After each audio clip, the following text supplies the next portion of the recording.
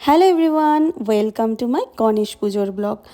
পুজোর দিন সকালবেলা উঠেই দেখি মা কিন্তু স্নান টান করে এখানে বসে পড়েছে পুজোর সব জোগাড় করার জন্য।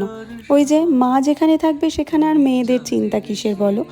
এই নিয়ে 3 বছর হলো আমি এই বাড়িতে গণেশ পুজো করছি। আমার বাড়িতেও কিন্তু আমি গণেশ পুজো করতাম, তাই এই বাড়িতে আসার পর থেকেই আমি এখানেও গণেশ পুজোটা শুরু করেছি। এদিকে সব মায়ের ফল টল সব কেটে কুটে জোগাড় করা হয়েই গেছে, তাই জন্য আমি নিশ্চিন্তে ভিডিও করতে পারছি। আমার ফিলটা ঠিক বাড়ির মতো হচ্ছে। বাড়িতে যেমন পুজো হলে আমি নিশ্চিন্তে ভিডিও করতে পারতাম, ঠিক সেই রকমই এই বছরটা আমার মনে হচ্ছে। আমি কি সুন্দর ঘুরে ঘুরে বেড়াচ্ছি আর সুন্দরভাবে ভিডিও করতে পারছি, যেটা আমি এই 2 বছর একদমই করতে পারিনি, যেহেতু আমাকে নিজের হাতেই সবটা গোছাতে হয়েছিল। ভিডিওগুলো আমি একটু একটু করে ক্যাপচার করে রাখছি, কারণ মা যদি কোনো বছর আসতে না পারে তাহলে যেন এই ভিডিওটা দেখে আমি ঠিক মায়ের মতো করেই সবটা গোছাতে পারি। আর এইদিকে আমাদের ব্রাহ্মণও চলে এসেছিল পুজোর জন্য।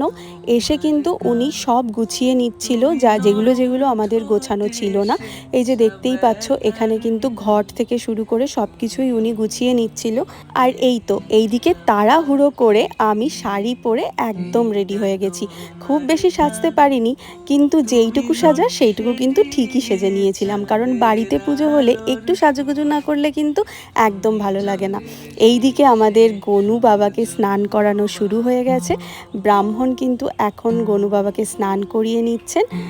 এই বাড়িতে আসার পর প্রথম বছর আমি এই ঠাকুরটা কিনেছিলাম। দেখো কি সুন্দর এই ঠাকুরের মূর্তিটা দেখতে। তোমাদের বাড়িতে, যাদের বাড়িতে গণেশ পুজো হয়, তোমরা কি ঠাকুর এনে পুজো করো, নাকি তোমাদের বাড়িতেও এই রকম ঠাকুর আছে? অবশ্যই আমাকে কমেন্টে জানিও। পুজো যেহেতু শুরু হয়ে গেছে, আমরা সবাই কিন্তু পুজোতে বসে পড়েছি। আর এই দিকে দেখতে পাচ্ছ আমার মাসিও কিন্তু রেডি হয়ে গেছে হলুদ রঙের জামা পরে। সবাই আমরা হলুদই পরেছি। সম্রাটকেও বলেছিলাম হলুদ পাঞ্জাবি পরতে, কিন্তু টাইমের জন্য ও একদমই পরতে পারেনি। এই দিকে আমার মেকআপের সব জিনিস আমি খুলে দিয়েছি, কারণ একটু পুজো করে দেওয়ার জন্য। পুজো শেষ করার পর এখন হচ্ছে আমাদের হোম। আমরা প্রতি বছরই হোমটা করার চেষ্টা করি, তাই জন্য এখন হচ্ছে আমাদের হোম। বলে নাকি হোমের আগুন যত উঠবে ওপরে ততই ভালো। আর আমাদের হোমের আগুনটা এতটাই ওপরে উঠছিল যে আমার রীতিমতো ভয় করতে শুরু করে দিয়েছিল। এই যে হোমের শেষে এখন আহুতি দেওয়ার পালা। এখন আমি আর সম্রাট দুজন মিলে হোমের মধ্যে আহুতি দেব। তোমরা কিন্তু আমি এত হাসছি বলে একদম খারাপ ভেবো না। তোমাদেরকে আমি বলছি যে কেন আমি এত হাসছি। সম্রাটকে মাথায় ঢাকা দিতে বলায় সম্রাট যে কখন একটা টি শার্ট দিয়েছে মাথায়, সেটা আমি একদম লক্ষ্য করিনি। ওখানে যাওয়ার পর যখন আমার মা আর মাসি সম্রাটকে দেখে হাসছে, তখন আমি খেয়াল করেছি যে সম্রাট মাথায় একটা টি শার্ট দিয়েছে।